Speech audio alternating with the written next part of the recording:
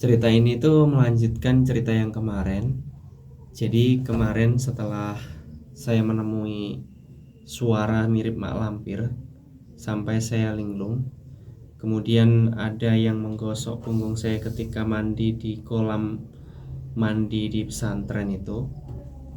Setidaknya masih ada 3 kejadian yang bisa diceritakan. Sebenarnya sebagai santri baru waktu itu, sejak 2 kejadian itu, setiap malam itu selalu ada kejadian-kejadian, meskipun itu cuma kejadian kecil semacam kotak isi pakaian saya itu kalau malam itu ada bunyi klotekan. Klotekan itu seperti kan terbuat dari kayu itu kotaknya. Jadi semacam inilah, dan itu ada nadanya. Ketika kalau saya buka begini itu diam, kalau saya tutup bunyi lagi. Nah, itu kejadian-kejadian kecil yang lama-lama saya sebagai santri baru itu juga terbiasa gitu. Sampai-sampai saya berpikir apa mungkin itu termasuk masa orientasi santri baru begitu. Nah, tiga kejadian yang akan saya ceritakan ini nanti yang membuat saya sangat takut. Jadi setelah ada 2 kejadian itu, jarak beberapa hari ya mulai ada santri lain yang datang, namun masih sepi, belum seramai, belum asli semua santri datang begitu. Nah, pada suatu malam saya di kamar itu tidur sendirian. Kebetulan teman satu kamar itu tidur di depan, ada yang tidur di musola, ada yang tidur di depan godaan. Jadi kamar-kamar di pesantren itu istilahnya kita godaan ya. Kalau di Sunda itu istilahnya kobong. Nah, ada di depan godaan gitu. Saya tidur di kamar sendiri. Nah, kepala saya itu berada di sebelah selatan, kaki saya berada di sebelah utara. Di belakang kepala saya ini almari itu, kayak lemari buffet zaman dahulu. Nanti saya carikan gambarnya di Google seperti ini. Lemari itu yang bawah ada 4 kotak. Nah, itu buat nyimpen baju-baju, dan salah satu kotak itu punya saya. Kebetulan pas di atas kepala saya. Jadi biasa misalkan tidur kotak itu bunyi-bunyi, ada musiknya, klotekan kayu itu, cuma saya dok dok dok gitu aja. Nah, itu lemari kan agak tinggi. Jadi kalau saya tidur begini, saya melek gitu, mata terbuka, itu bisa kelihatan tingginya buffet itu tadi yang ada di belakang saya, di atas saya. Jadi sekitar 3 meter tingginya. Nah, kalau saya melek terus pandangan lurus ke sana, jadi kan kelihatan pintu kamar yang di video sebelumnya saya cerita di balik pintu itu ada suara mirip mak lampir. Nah, di atas pintu itu ada jam dinding. Nah, di situ saya bisa melihat jam dinding. Jadi nanti ketika ada peristiwa ini saya tahu itu jam berapa. Kalau pas yang saya mendengar suara mirip mak lampir itu, saya tahu jamnya itu dari suara yang di musola. Nah, pas malam ini itu saya tidur seperti biasa, cuma sendirian. Nggak tahu kenapa itu jam 1:30 saya terbangun. Jam 1:30 terbangun, saya lihat, pas lihat jam 1:30 itu tiba-tiba dari atas, dari sini itu ada telapak kaki yang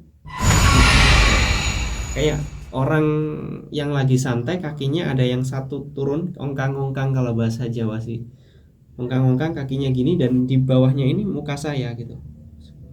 Nah, kakinya itu besar sekali. Muka saya ini andaikan kaki itu turun itu cuma berada di bagian telapak belakang ini aja. Satu kali ongkang gini, seret pas balik gini, itu ternyata nengok dari atas. Nengok itu mukanya tidak seram, mukanya seperti manusia tapi besar sekali. Namanya kakinya aja kira-kira kalau semuka itu segini lah. Itu di depan saya. Itu ya Allah, saya langsung refleks lemes, badan saya itu langsung lemas, saya ketakutan bener. Itu ketakutan yang benar-benar takut kedua setelah suara mirip mak lampir itu. Dan saya langsung refleks baca apa-apa yang saya bisa gitu, ya ayat kursi segala macam. Dan itu nengok begini gitu, sambil sambil tertawa dia, he gitu aja, suaranya cuma he gitu, he, dan tersenyum. Dia itu duduk duduk cangkruk gini loh, kalau kakinya itu ditaruh begini, satunya yang di bawah diongkangkan di depan muka saya gitu. Nah, kemudian saya udah nggak mau lihat, saya merem, saya pakai sarung gini, saya kan lemes, saya nggak bisa lari. Akhirnya saya menghadap ke sini, sambil keringat dingin saya menghadap ke samping. Itu sambil baca-baca, sudah nggak kepikiran mau lari juga kemana, setengah dua gitu. Nah pas baca-baca agak lama begitu, itu saya inisiatif buka mata lagi, tapi saya nggak mau nengok ke atas ya. Pas buka mata yang menghadap ke samping tadi, saya miring posisinya, yang tadinya kan rebahan gitu, akhirnya saya miring. Buka mata itu di depan mata saya itu ada pas mata dua juga. Jadi yang tadi di atas ada gede, sekarang di samping saya itu ada lagi itu, tapi kurus sekali. Kalau yang di atas itu gemuk sekali, besar. Yang di samping saya itu juga besar, tapi kurus. Kalau wajah saya segini, itu wajahnya segini sampai. Jadi matanya itu besar, tapi kelihatan kurus. Kalau di tokoh pewayangan itu seperti gareng, saya ingat betul. Dan memang rambutnya ini dikuncir, ada yang dikuncir begini. Ini nggak ada rambutnya dikuncir aja. Itu tertawa juga, ya Allah, he gitu. Di depan mata itu sudah, ya Allah, takutnya beneran gitu. Namun di situ itu tidak berlangsung lama. Itu si yang seperti yang sosok di depan saya itu ngomong berbahasa Arab waktu itu. Intinya ngomongnya, pesannya begini, kamu kalau mondok di sini, nyantri di sini, itu yang beneran gitu, yang tenanan kalau bahasa Jawa ya. Nyantri di sini beneran, ngajinya beneran.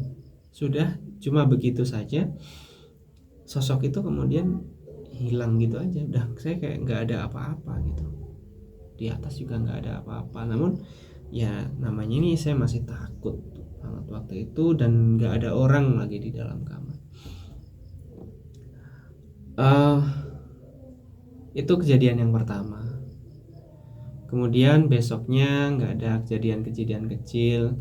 Saya lama-lama jadi berani. Yang tadinya saya itu penakut, lama-lama jadi agak berani. Jadi kalau cuma kejadian-kejadian kecil semacam yang kotak ada suaranya seperti yang saya ceritakan, terus misalkan kamar saya ini jarak 5 meter itu ada kamar mandi, di kamar mandi ada suara jebar-jebur, nggak ada orangnya, itu waktu itu saya mulai biasa. Nah, ada lagi kejadian satu lagi, itu jarak beberapa hari lagi, saya malam juga, saya tidak tidur di kamar saya atau di godaan saya tidur di godaan sebelah, di bangunan sebelah tepatnya. Jadi di pesantren saya itu tidak terlalu besar, ada 3 bangunan yang isinya, yang di situ ada kamar saya itu ada 5 kamar, kemudian di sebelahnya lagi itu ada bangunan yang isinya 3 kamar. Nah, saya tidur di situ karena di situ ada teman-teman santri di santri desa istilahnya, kalau Sunda santri kalong. Ada sekitar 3 atau 4 orang waktu itu. Itu seusia saya. Jadi saya waktu itu masih baru lulus MTS atau usia SMA.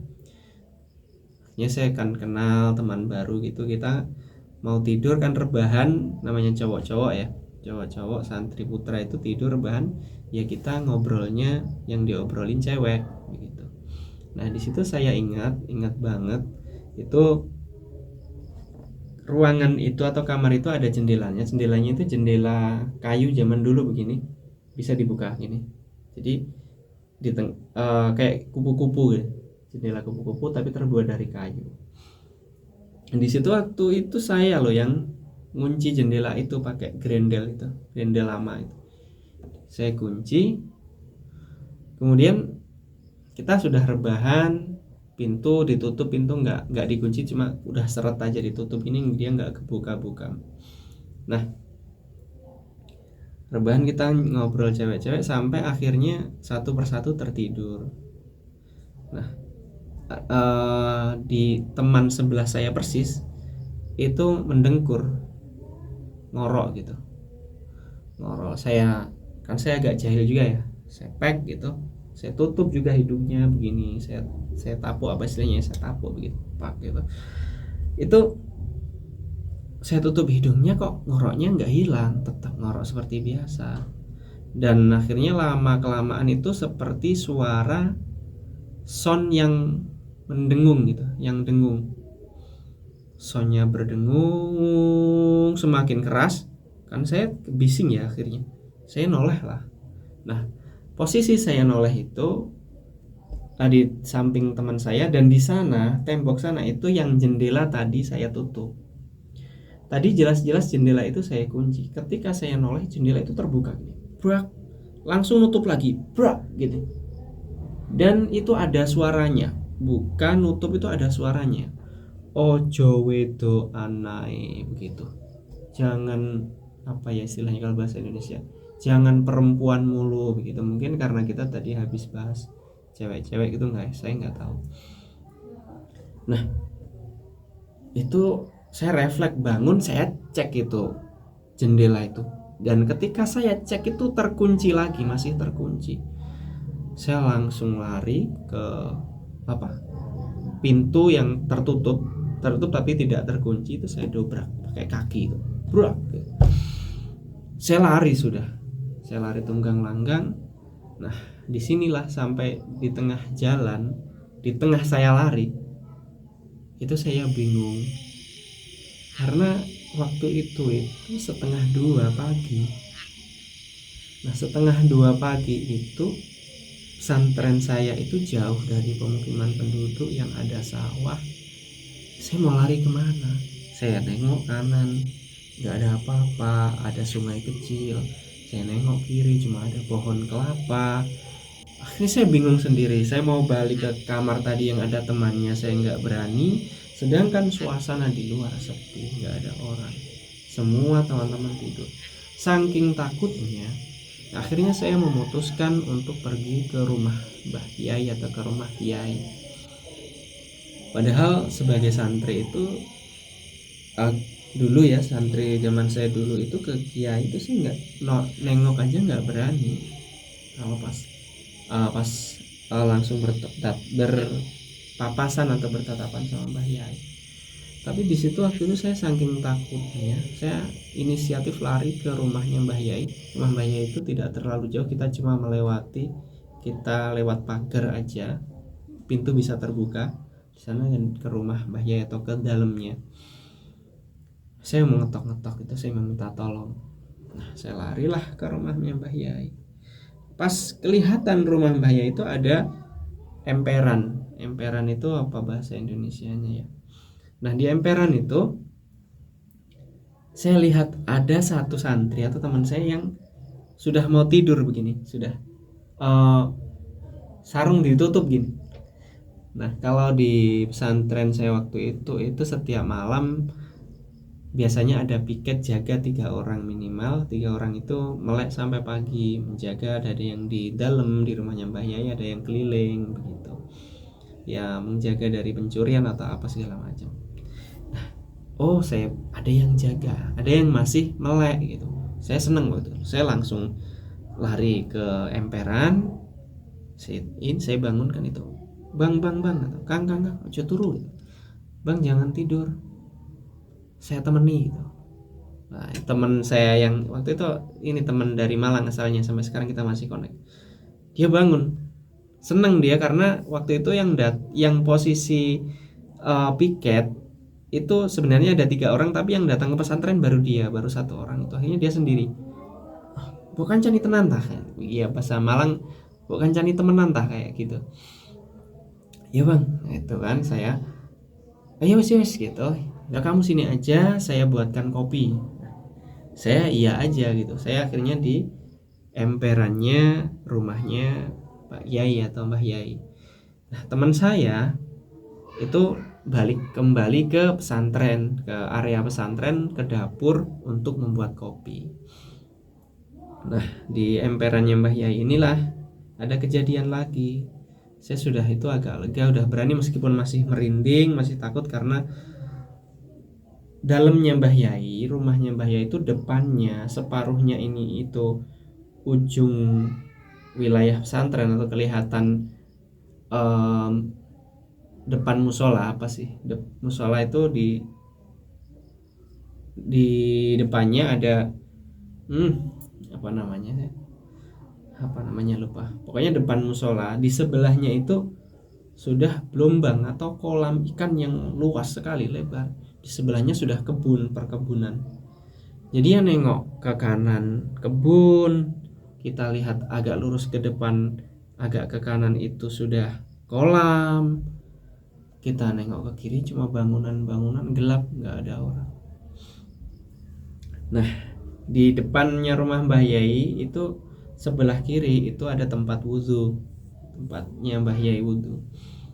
Di situ karena saya sambil menunggu akhirnya saya rebahan juga di situ, ngantuk, rebahan. Nah, ketika itu lampu mati, ketika mata saya merem begini, itu kemudian ada suara terompah jalan, sandal yang dari kayu, klotek klotek klotek gitu ya, terdengar suara jalan. Itu alhamdulillah banget, saya merasa lega karena jam-jam yang punya terompah itu cuma Mbah Yai, cuma Kiai. Dan waktu itu memang biasanya kalau malam itu Mbah Yai itu keluar untuk wudhu, untuk sholat malam. Ya saya nggak tahu, tapi pasti keluar. Cuman biasanya itu keluarnya jam 2:30 pagi, bukan 1:30. Tapi ya mungkin waktu ini pas 1:30 saya pikir gitu. Akhirnya saya tambah merem. Tapi lama-lama saya dengarkan itu suara terompah itu kok nggak nyampe-nyampe. Padahal jarak antara pintu Mbah Yai keluar yang ada di samping rumah ke tempat wudhunya atau ke jeding ya istilahnya ya, ke kamar kecilnya itu cuma 2 meter. Cuma bukan 2 meter, cuma 5 meter. 5 meter atau 4 meter. Itu saya tunggu kok nggak nyampe-nyampe, itu tetap klotek klotek klotek klotek gitu. Ya akhirnya saya penasaran, saya tengok lah itu. Saya nengok begini, saya melek, saya nengok gini, ternyata nggak ada apa-apa. Saya cari-cari apa sudah masuk Mbah Yai, ternyata nggak ada apa-apa. Nah, saya mulai curiga. Akhirnya saya rebahan lagi. Ketika mata saya merem, itu bunyi lagi. Pokoknya merem gini langsung bunyi. Klotek, klotek, klotek, klotek, klotek. Aduh, ini saya yang tadinya sudah lega, ya Allah, saya merinding lagi. Itu saya tengok lagi, set, nggak ada apa-apa. Dan suara itu hilang ketika mata saya terbuka. Akhirnya kalau saya merem lagi dan bunyi lagi, saya kabur, saya lari. Dan benar 1, 2, 3 saya merem, gini langsung bunyi lagi, klotek. Akhirnya saya langsung melek, dan itu langsung diem ketika saya melek. Langsung diem, gak ada suaranya. Saya lari itu kembali ke pesantren dan saya mencari teman saya di dapur pesantren. Nah, saya masuk ke dapurnya waktu itu masih terbuat dari anyaman bambu semuanya, karena tahun 2004 itu bangunan ya masih anyaman bambu, masih dari kayu-kayu gitu. Dari anyaman saya masuk, bang tak, ini saya bantu buat kopi gitu. Oh ya gitu. Teman saya senang aja karena ada yang nemeni, dan saya nggak cerita ke siapapun waktu itu. Saya nggak pernah cerita semua yang saya alami di situ. Saya takutnya teman saya itu takut atau gimana. Namun akhir-akhir ini ketika kita sudah saling cerita, ternyata tidak cuma saya yang mengalami, meskipun kita berbeda-beda versi pengalaman spiritual itu, entah itu pengalaman spiritual, entah pengalaman apa, intinya ceritanya itu seperti itu. Dan waktu itu saya benar-benar takut, ya akhirnya saya melek sampai pagi. Ada tiga kejadian itu, dan 2 kejadian awal yang selama di pesantren itu yang saya benar-benar ketakutan. Untuk kejadian lain yang receh-receh semacam itu, saya semacam bunyi di dalam kotak atau sekedar di kamar mandi pesantren itu, saya udah waktu itu udah mulai terbiasa. Ya masih takut, tapi kita bisa menahan gitu takutnya. Nah, semoga ini minimal menjadi hiburan cerita ini, atau bisa menjadi pengalaman buat teman-teman semuanya. Terima kasih banyak. Assalamualaikum warahmatullahi wabarakatuh.